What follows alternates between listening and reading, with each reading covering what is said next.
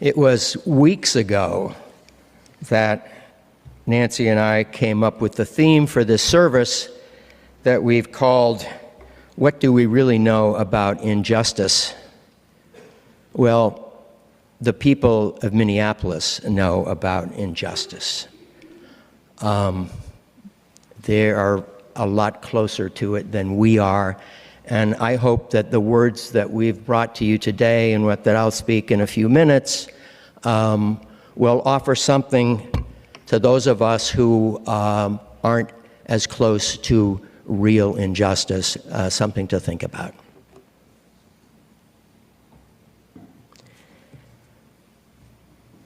Until a dramatic incident a few years ago, I thought I knew all there was to know about injustice, or at least everything I needed to know. After all, I had racial justice credentials. At 14, I'd picketed the Northeast Airlines ticket counter at Logan Airport in Boston with my father, encouraging people not to visit St. Augustine, Florida, where Martin Luther King and the Southern Christian Leadership Council were boycotting segregated schools, businesses, and other civic places. The next year, I cheered on my father when he joined that effort, responding to King's call for help. A year later, 2 months after Selma, a high school classmate and I joined my father to march with King when he came to Boston to protest school and housing segregation. And in high school, I helped tutor kids in one of Waterbury, Connecticut's black neighborhoods. I saw my father impersonate the husband of a white woman married to a black man in a real estate office in Boston, parishioners of his, so that they could buy a house in a place they wanted to live. What more did I need to know? I thought, if only subconsciously. Fast forward 54 years to February 2020, when the young Ahmaud Arbery was hunted down and killed when jogging in a white neighborhood in Brunswick, Georgia, and then 3 months later when George Floyd was murdered by a policeman in Minneapolis. Kate and I had retired, we thought, to the historic town of Beaufort on the South Carolina coast 2 years earlier. We'd joined the new UU congregation there, and I'd become a worship associate. A neighborhood friend had introduced me to the powerful sermons of Reverend Otis Moss III, pastor of the Trinity UCC Church in Chicago, the Obama's church. And moved by the murders of Arbery and Floyd, our team crafted Zoom services around those sermons when the pandemic locked us down.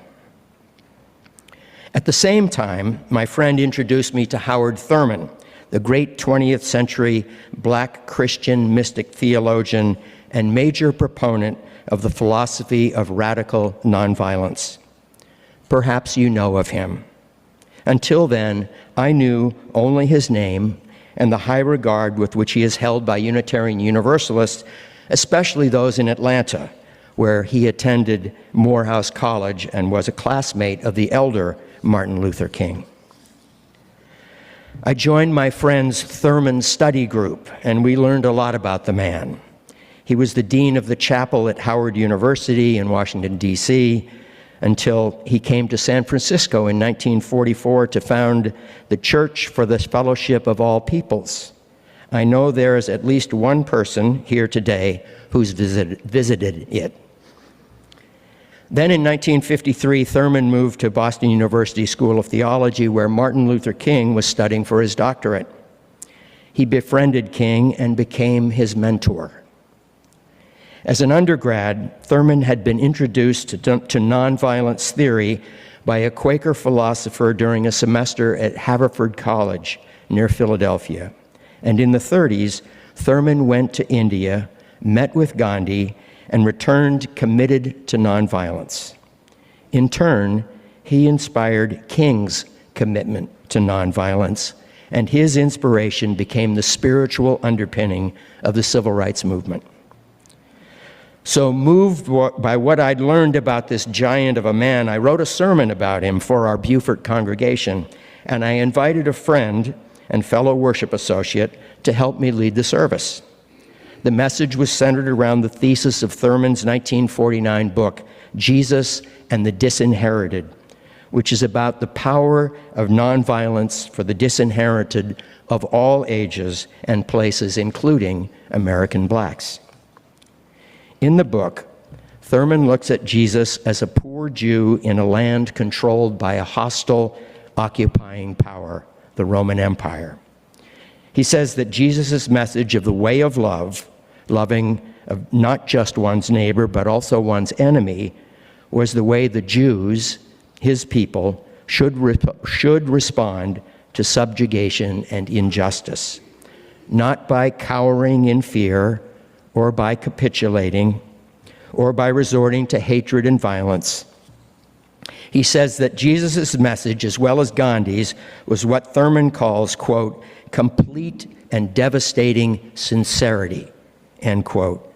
That is, to hold one's head high as an inherently worthy person and to speak the truth, always, whatever the cost in life, limb, or security, he says.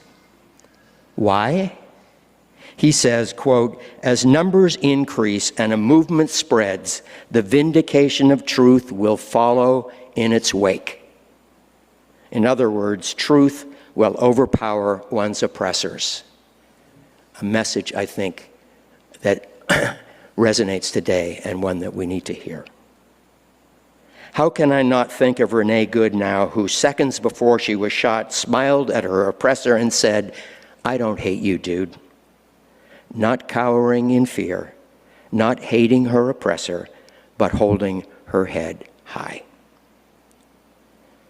More than a month before the service, I shared my sermon with my friend, Leon, I'll call him, a young black man who was born on the Caribbean coast of Belize and moved to Houston when he was young. Here the story gets personal. Leon hadn't known about Thurman, so well before the service, I told him Thurman's story. And I asked him to read my sermon and to do some investigation of Thurman and create or find service elements that resonated with the topic, including his worship associate's reflection. A few weeks before the service, I reached out to get a sense for his progress, hoping that he would share his reflection with me, and I was frustrated when I heard only crickets. So I was surprised and disappointed, to say the least, when he rose to read his reflection during the service and referencing a conversation the singer Harry Belafonte had with his close friend King just 5 days before his assassination, Leon went on about how near the end of his life, King had become convinced that his life's mission had failed and that his commitment to nonviolence had been a mistake. In fact, I was shocked. What a setup for my talk about the progression of nonviolent thought from Thurman's beloved grandmother, Nancy Ambrose, who was born into slavery, to Gandhi, to Thurman, and finally to King. How unfair. That night I woke at 1 o'clock, unable to go back to sleep, and I wrote a long email to him expressing my disappointment, not only with his reflection, but also with his failure to respond to my attempts to reach him. I found the Belafonte interview and watched it. You can too, it's on YouTube. In it, he says that King was worried that in his efforts to integrate his people into American society, he was, quote, leading them into a burning house, end quote, a place not morally ready to receive them. In the morning, Leon responded, first talking about how nonviolence hadn't ended violence toward black people, then saying, after the service, you told me, good job, but I could see through the white fragility, Brother Dave. That's why I said, let's talk about the service. Then he said, I know you believe that there can be a better world and that nonviolence is the way. I also believe the same. I responded to him, first by referencing my Black Lives Matter credentials, denying my white fragility, and ending with this. My issue with yesterday had to do with our lack of collaboration of my not knowing where you were going, I took away two things from your message. One, talk and good thoughts will never make it happen. With that, I wholeheartedly agree, and we need to hear that. And two, I heard your conviction that King had failed and that he knew he failed. That may not be what you meant, but that's what I heard. And that, to me, negated my message, which is why I ad-libbed those lines when I got up to speak about my message being hopeful and my sticking with it. If you had shared your message with me, if we'd had the conversation before the service, we could have been on the same page. You might have changed your piece to correct my misunderstanding of it or clarified it. I might have changed mine to reflect your concerns. That's all I was trying to say. True collaboration is where it's at. Love you, Brother Dave. Then this from him. Love you dearly, Dave. You and my wife are special in my world. Know that.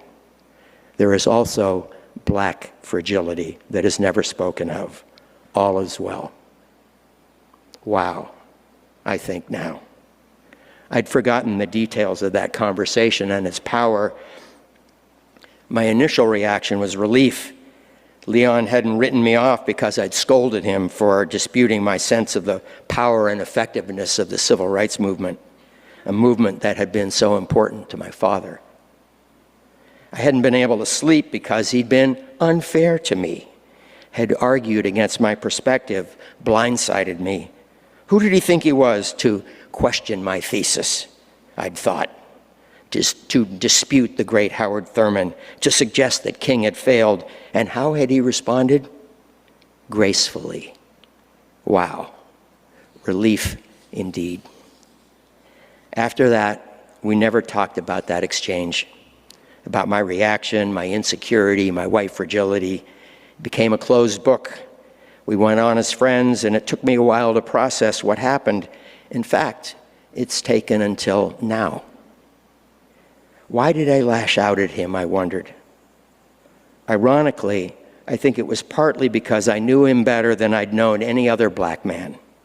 We'd talked about deep things in a small group ministry, about our past, about what moves us.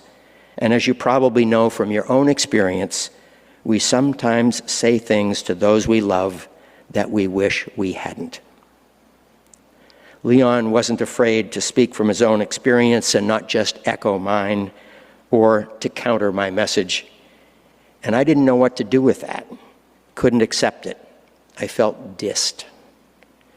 I didn't want to hear his indignation and frustration with the pace of change, even given the anger I'd felt at the murders of Michael Brown in Ferguson, Missouri, Breonna Taylor in Louisville, Kentucky, Trayvon Martin in Sanford, Florida, Jordan Davis, the teen shot in Jacksonville for playing music too loud. His mother, by the way, is now a congresswoman. George Floyd and Ahmaud Arbery. Instead, I was upset because he didn't follow protocol, didn't stay within the lines of my perfectly constructed service. I'd written a good sermon, I thought, about an inspirational prophetic figure, ending it with these words of Thurman's from his book, Deep River, which is about the spiritual wade in the water. This is the great disclosure that there is at the heart of life a heart. When such an insight is possessed by the human spirit and possesses the human spirit, a vast and awe-inspiring tranquility irradiates life. This is the message of the spiritual wade in the water.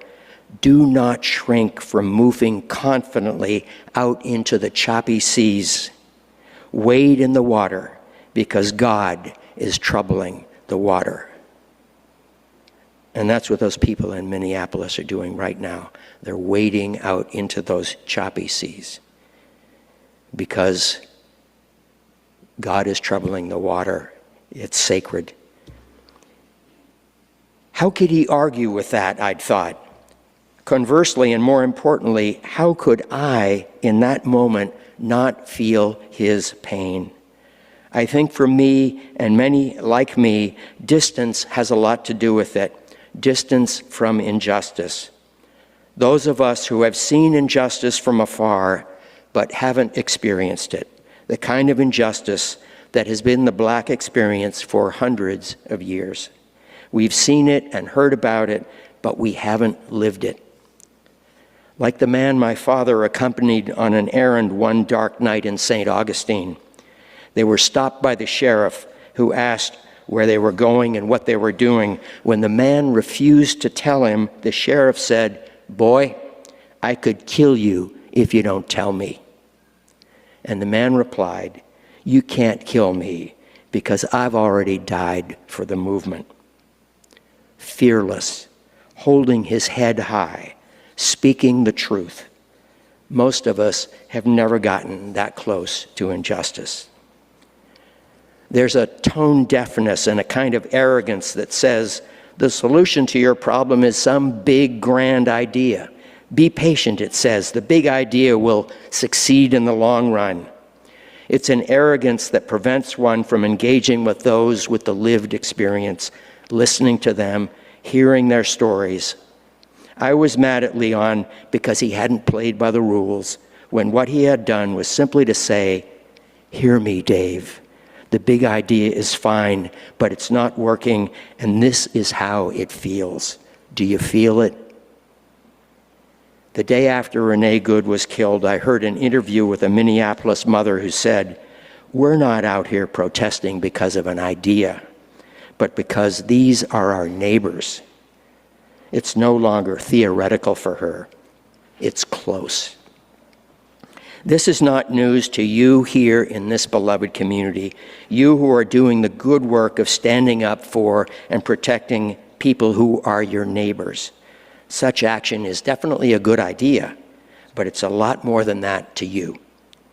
If I'd been patient, had some humility, I might not have reacted to Leon the way I did.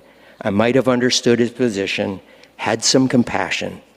I might have heeded the words of the late Vietnamese Buddhist monk Thich Nhat Hanh, words I've read many times over the past 25 years and shared in reflections and sermons. It's amazing, ironic, that I didn't hear them before I scolded Leon. In his book, Being Peace, he says, "Understanding and love are not two things, but just one. When you understand, you cannot help but love. You cannot get angry. To develop understanding, you have to practice looking at all beings with the eyes of compassion. When you understand, you love, and when you love, you naturally act in a way that can relieve the suffering of people." End quote. If we're engaging with our neighbors, listening compassionately to their stories, feeling their sorrow and pain, we will naturally act to relieve their suffering, as you are doing here in Petaluma and Sonoma, as people are bravely doing in Minneapolis, and as I might have done with Leon if I'd been listening.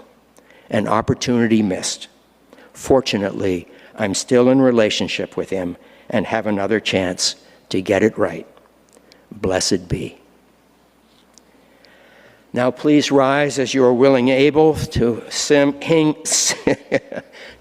hymn 170, "We Are a Gentle, Angry People."